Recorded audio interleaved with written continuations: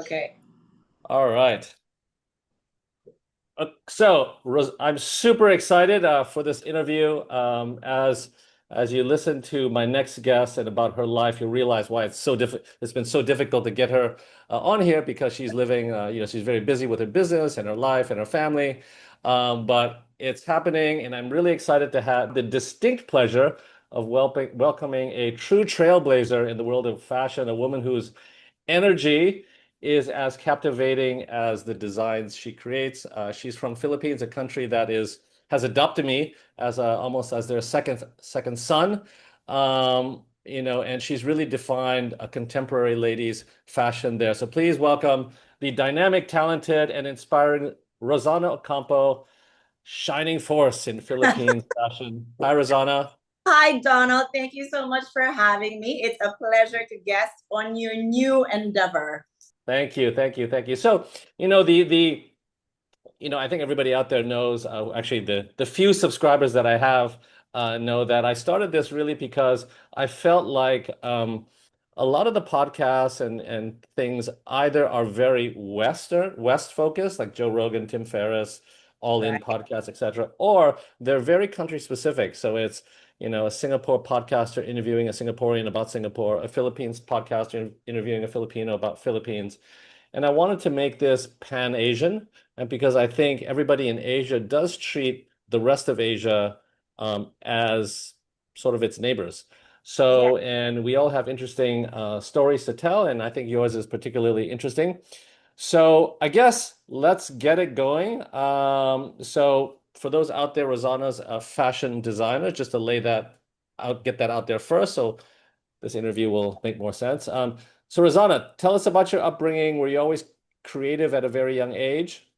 I am the youngest of six. Okay. I come from a family of very traditional businessmen. Okay.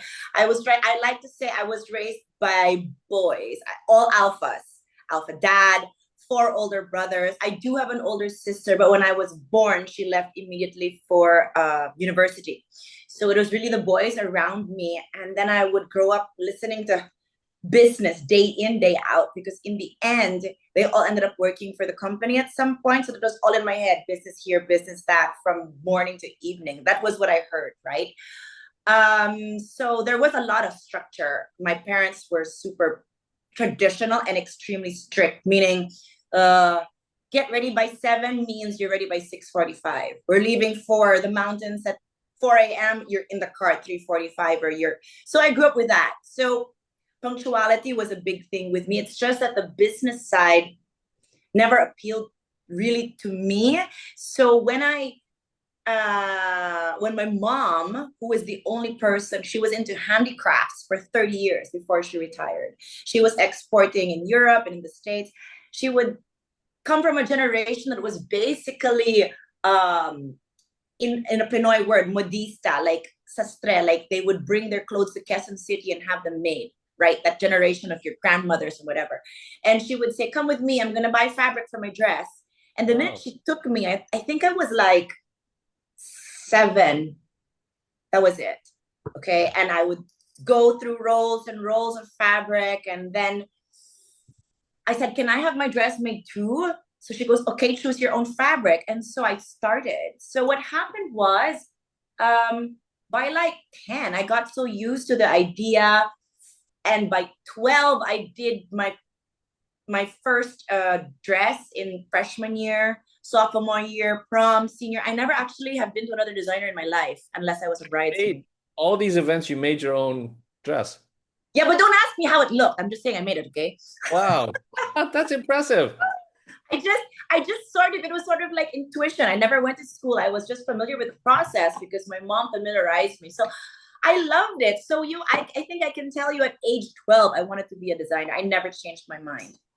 So That's that's how I interesting. And I don't know, I'm not, I'm just fascinated with creative people yes. because their brains and the way they look at the world are very different. And so, to me, a fashion designer usually you're either you grew up wearing fashion things and feel like that's the fashion element of it drove you. But it sounds like you was actually like putting the pieces together at a very, which is Yes, rare, which is very rare, which is to me, very rare. yeah. I So it's never changed my mind. the creating part of it that was, oh, interesting. I didn't, I mean, the funny thing was though, I didn't like Barbie. You know, I didn't want to dress up Barbie. I never played with Barbie in my life. It was, I really just kept going to the fabric store. It was more my thing. And I never faltered, right? So, and I was really comfortable like putting colors together, even when I was very young. So when it came, and I think it's very important to add that all my siblings, the minute they hit 18, they left for the States. So when it was my turn, I'm like, hi, my turn. I want to go to New York to study in person. And my dad was like, no. So I'm like, why? Everybody else went. And he goes, because your choice is not like the rest of us. And I'm like, wait, what? You know, I was so upset. And he goes, no, I'm not used to it. So I'll make you a deal.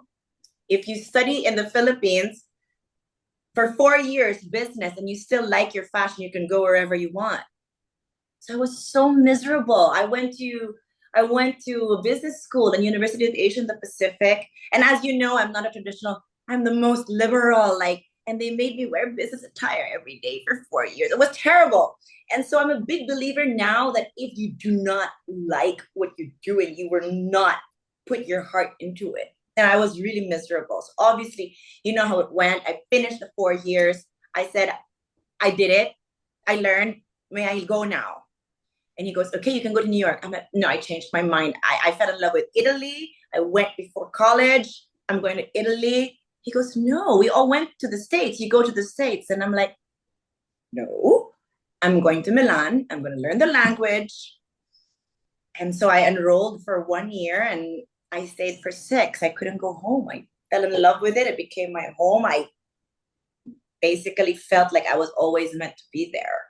And it was any part of that decision, is it because the school was an amazing school, or you, and obviously we all love Italy and you know Yes, the environment, or was it the way Italians approached craftsmanship, design, cutting, you know, obviously Parsons we all know, and but is it, what about Italy was calling yeah, me. I'm that's right. always asked this question. I don't know how to describe it. So I went once when I was 14, the only one time I went. And when I went, I just said, I'm going to live here one day. And I never forgot it. I don't know what, I just felt a really magnetic pull. At 14, I did not know the craftsmanship for sure. I did not know the language. Sure, I became more like well versed with it, study, I like, you know, growing up. But the pull was so strong and it was terrifying to go to a country where I didn't really have any friends. In the States, we have so many connections, right? Yeah. There was nobody in Italy. I just sort of knew that I wanted to be there. And I never got homesick in the 6 years I was there. I don't know what it was. And up to now, it still calls me. So it's like my Mecca. I have to go every year. It sounds like me in the Philippines. Yes. Yes. Just Yes. calling me. Yes. You're Pinoy, pseudo like DNA in there. I'm like Italian somewhere in there. Yeah, yeah, yeah. Okay, so and that's how many years was that program? One, but then I wasn't happy. So I enrolled myself in 3 more schools. Okay. So So you had 4 years of design. I had 3.5 because one was like a Okay. half course. I did an introductory course, and then I did another design course for drawing specifically, and then I did a master's in fashion and PR. I did the business and the design. Okay. So here you are, you're a young woman, you've got this ingrown DNA to be, be creative with textiles and things like that. And you go to the Mecca of fashion, and then you have all this um, this academic support and foundation. So when you graduate, I know you have your own brand, but what were the sequence of events that go, okay, I mean, did you go work for, I don't know, I a did. school? The school helped me find an internship, which turned out to be amazing. I still consider her my mentor. I worked with a multi-brand showroom at the time, which was huge. The name of the showroom was Libre Gigoretti, and I still consider her like a big influence in my life. She made me handle Vera Wang just because 20 years ago, there was no one speaking English in Milan. It was a very closed community. Either you learn Italian or you die, not like how it is now. So I worked there for a year or so, and I learned an incredible amount of invaluable information that I still carry. I realized really how much I loved it, despite the fact that I was working 12 hours a day. In that showroom, there was also the birth of Lanvin, which just exploded. There was Inarici, all like at the peak of where it is now, right? And I happened to be in the center of it. So it was a mind-blowing experience. And then after that, unfortunately, my dad passed away at that period. I stayed one more year, and then I felt kind of like the call to go back to Manila. I guess because it had also been 6 years to keep my mom company. My family is quite a close-knit one. So anyway, I also thought that after having lived there for 6 years, with all the information I got, there was also sort of like a sense of responsibility to take all of that back home and sort of elevate what fashion is like in Manila. You know, I think all of us feel that at least called to make everything better here, to sort of make the world smaller, you know? Okay. So you go back, and then did you immediately, probably even before before you even landed, you're like, I'm gonna create my own brand? Is that? Absolutely, absolutely. But I was a bit lost actually, because I hadn't been home in a really long time. You know how it is, right? When you study abroad. I came home and all my friends were married with kids. I hadn't really kept in touch with them because I had stayed there at the time, and I didn't know where to place myself. I didn't want to stay home nor get married either, you know? So I did what I do best. I went out. You know, I'm a super extrovert, as you know, okay? And that has shaped the DNA and aesthetic of my brand, because my brand really aims to be synonymous to fun. Okay, that's what we want to be. Synonymous to fun. She's a globe-trotting woman. She's a woman of the world. She likes to go out. She loves color. She's not afraid of anything. That's who we want to be, right? Like the modern 21st century woman. That's us. Okay, so I came home, went out all the time. I was also adjusting to like, came home. My dad for the first time wasn't here. I felt the incredible like difference, obviously, right?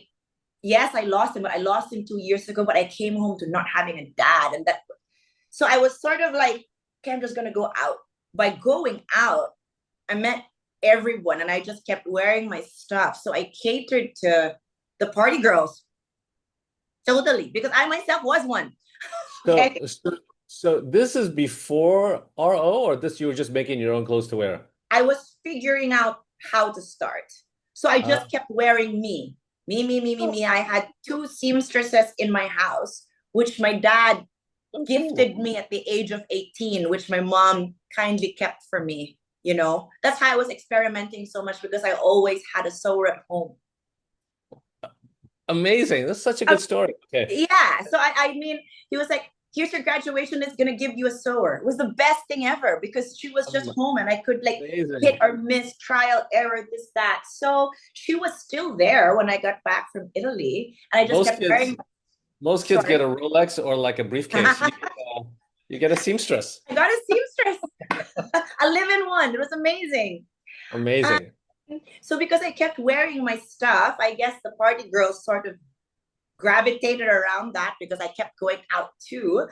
And that's how I started with sky-high hemlines, because at that, when you're 27, you're not really thinking you have to dress like a mom, right?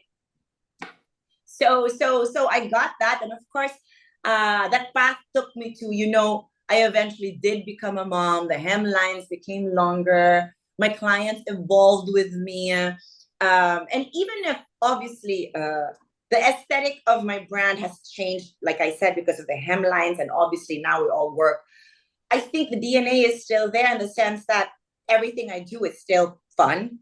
You still should think of me as something like, when you buy an RO, it should equal to something you can bring to your travels, right? Like, want to go to Ibiza?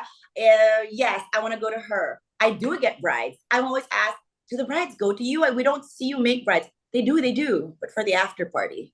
Yeah, You know, yeah. like I want to be synonymous in everything I do. It's streamlined. And I think I mentioned earlier also that, the RO girl is the woman of the world. So we came up with a travel line in 2017. And everybody thought I was crazy, especially like the people close to me going, why are you going to bring in jackets or make jackets or vegan leggings or whatever?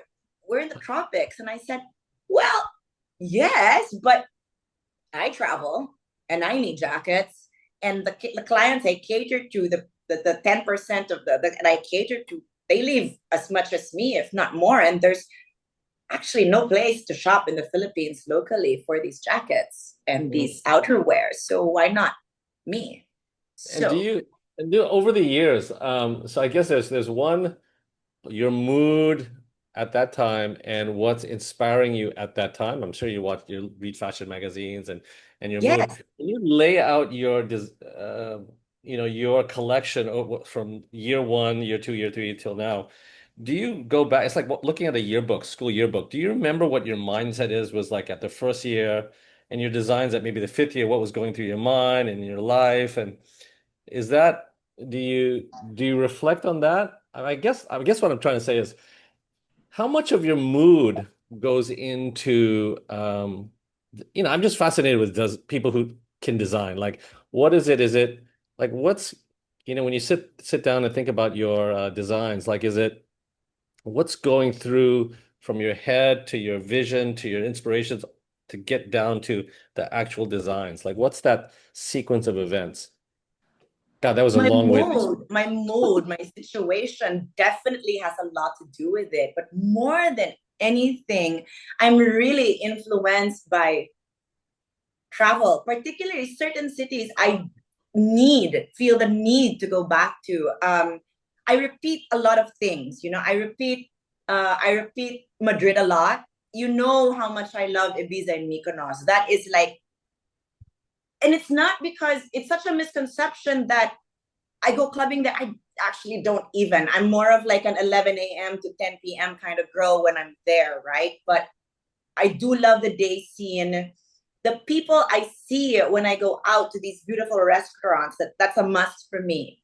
How they dress, how they put things together, the interiors, the pattern of the wallpaper, the texture of the table napkin, how the amazing woman put everything together, the music, which is another one. I actually can't work without music.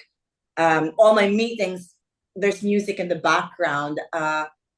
It's really travel because from the way my mind works, I see, for example, why do I keep saying Mykonos and Ibiza? Because I still carry that island of the tropics, the spirit of that with me wherever, right? It's just that, I'm also a super city girl. So I try to put that together. And I would never call myself resort.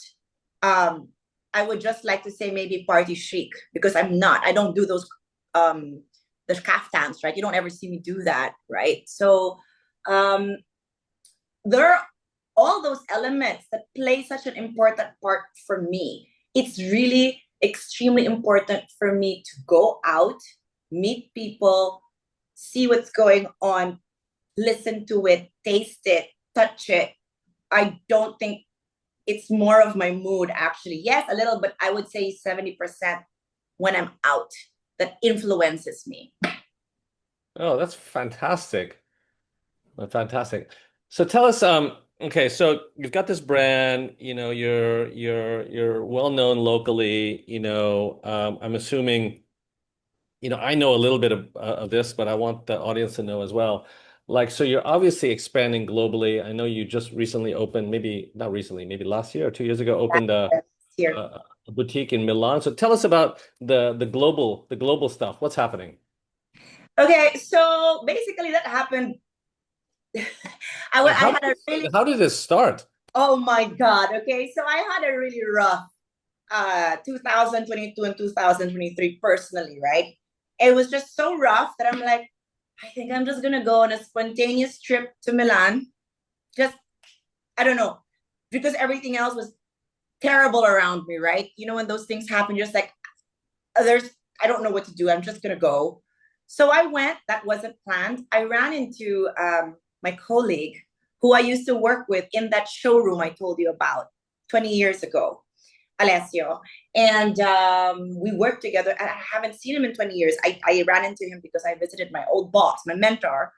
And then, you know, we caught up and he was like, why are you not doing things globally? I took a look at your work.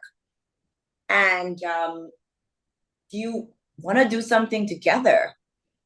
So I said, I don't think so. It was never really in my, like, I'm so happy in the Philippines, doing very well, like very, very well.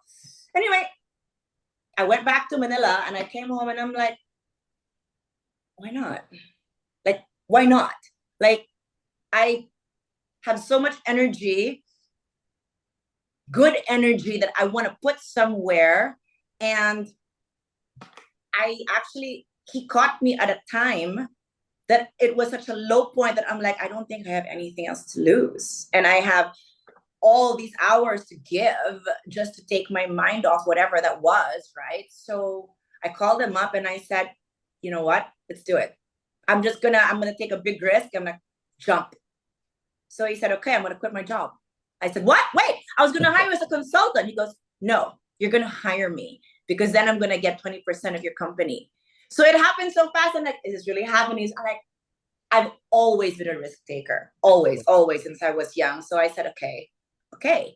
So we did that. We planned it for about 10 months. We joined our first fashion week last September. And we started off with 8 stores. I think that was our first, which is really good for a first season, considering Eight, no one in the world knows me, right? 8 stores. Yes. Wow. We started with 8. Okay. So I don't actually have my own boutique. We are part of Fashion Week all the time, and we filter in multi-brand stores. That's what we do. So now we're very strong in the South. Okay, because I guess they feel the that we're more suited for there. Where we have about 6 stores in Puglia, which is amazing. Okay, and then they had some in Naples, and we were in the second Fashion Week, which was last February, which was absolutely terrifying for me. I had to do my first fall. An Asian with no 4 seasons had to do her first fall winter collection. Okay, you can imagine the stress that it was terrifying. I don't have any words for how I was absolutely nerve wracking. Okay, but we were able to add another 6 to those 8 stores. Okay, and luckily, everything aligned, and we were able to get into. I told you this. This is like something I'm really proud of. We were able to get into Doha. We were able to get to print on Doha, which is like a really big win for someone who just started. You know, we didn't expect to even consider Middle East to be part of our game plan in the first 2 seasons, but we got it, and so far we've been doing very well. So that's where we are. That's where we are right now. You know, you don't, you don't, I mean, we've all watched those movies like Devils with, fashion related movies, and Yes. don't realize that actually when you create something, I mean, obviously this is going to sound super obvious as I'm saying it, but when you create something and you put it out into the world, that's a part of you that you're putting out there. And you don't know what, I mean, it could be people could, and that's Totally that's nerve-wracking, right? nerve-wracking. I mean, I would say I'm a total extrovert, right? But I don't get nervous easily. I have no problem talking. But when I'm about to present something, and my team knows this before a collection, I really do get nervous. Not here, okay, because I kind of know what the taste is here, but there, nobody knows me. I have to speak in Italian, which is not my mother tongue. Fine, yes, I'm fluent, but still, and obviously to the people who are known to live and breathe fashion, right? But I guess no risk, no story, right? So I'm just curious, is there are these the same like cuttings? Like if you're in Asia and in Italy and Doha, do you have like the same like I mean Good question. sizes? I mean, Same sizes, but they yeah, have different requests. Different, different. Doha asks to make it looser. right, Italy asks to make the busts bigger. You know, right. there was a common complaint That's from where I was getting at. like Okay. like from the first season. That main complaint of everybody, main thing was uh, the rest of the world is not as tiny as the Asians. We have boobs, we have a butt. Can you please adjust your sizing? And so what do you do? Like if you're like I don't know, 37 in Italy, is there like a standard There's template a you use? standard.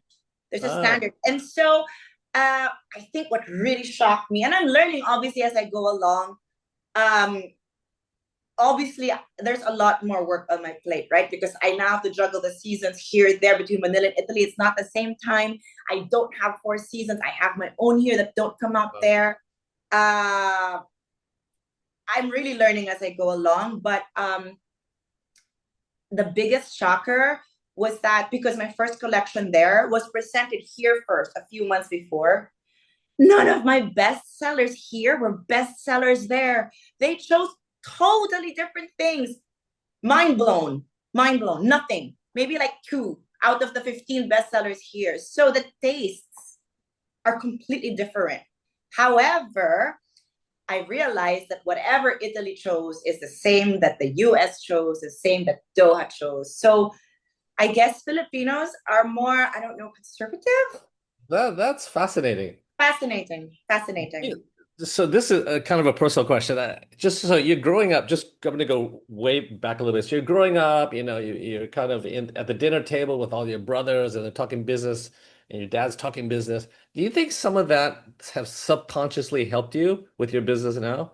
Absolutely. Yeah. Even if I don't want to admit it, okay, because I was so miserable in college and I'm like, you made me study for 4 years in a school I hated. Obviously, like I said, the structure has helped me immeasurably. I'm in the office by 7 a.m. I wake up at 5. I do my ice bath before my 7. Uh, Everything for me is planned down to a T.